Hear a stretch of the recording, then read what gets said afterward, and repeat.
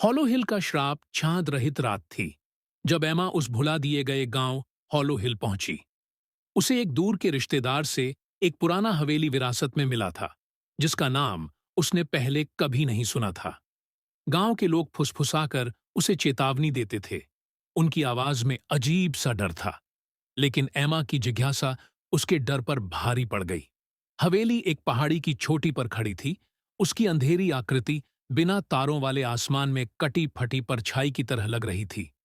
उसकी खिड़कियां खोखली आंखों की तरह नीचे सुनसान रास्तों को घूर रही थीं। जब एमा ने हवेली का दरवाजा खोला तो वो जोर से चरमराया, जैसे वो लंबे समय से उसके आने का इंतजार कर रहा हो। अंदर की हवा सड़ी हुई और नमी की गंध से भरी हुई थी। हर सतह पर धूल की मोटी परत थी और कोनों में मकड़ी के जाले कंकाल जैसे हाथों की तरह फैले हुए थे। लेकिन हवेली में कुछ ऐसा था जो उसे जिंदा महसूस करवा रहा था, जैसे दीवारें खुद सांस ले रही हों।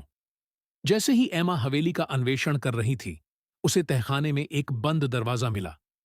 चाबी ऊपर एक दराज में रखी थी, मानो जानबूझकर उसके लिए छुपाई गई हो। जैसे ही उसने दरवाजा खोला, एक ठंडी हवा का झोंका उसके पास से गुजरा, जिसमें धीमी धीमी फुसफुसाहट की आवाजें थीं। दरवाजे के पीछे का कमरा गोल था और दीवारें एक ही औरत की धुंधली तस्वीरों से सजी हुई थीं।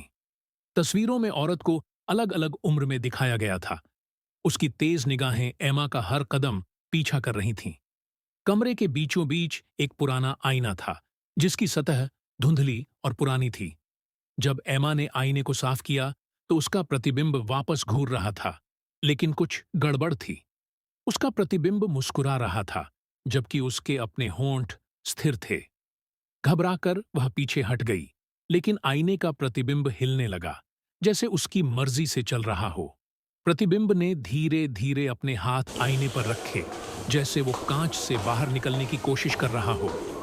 एमा ने भागने की कोशिश की, लेकिन दरवाजा जोर से बंद हो गया और वो कमरे में कैद हो गई। फुसफुसाहट तेज हो गई। अब वो शब्दों में बदलने लगी। तुमने हमें आजाद कर दिया। आईना टूटने लगा और उसकी दरारों के बीच से तस्वीरों की वही औरत बाहर निकली।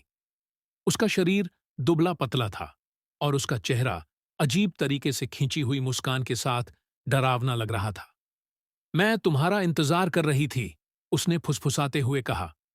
एमा चीखना चाहती थी, लेकिन उसकी आवाज नहीं निकल रही थी। औरत ने अपने कंकाल जैसे हाथ आईने से बाहर निकाले और एमा की कलाई पकड़ ली। कमरा अंधेरे में डूब गया। जब एमा को होश आया तो वह अब आईने के अंदर थी। उसका प्रतिबिंब अब बाहर था, उसका शरीर, उसके कपड़े और उसका चेहरा पहनकर। प्रतिबिंब ने धीरे धीरे दरवाजे की तरफ रुख किया और फुसफुसाया, हमेशा के लिए यहां रहो। एमा की चीखें आईने के अंदर गूंजने लगीं, लेकिन कोई उन्हें सुन नहीं सकता था। सालों बाद और लोग हॉलो हिल की हवेली में आए, उन रहस्यमयी फुसफुसाहटों से खिंचे हुए, और हर बार आईना एक और आत्मा को अपना शिकार बना लेता।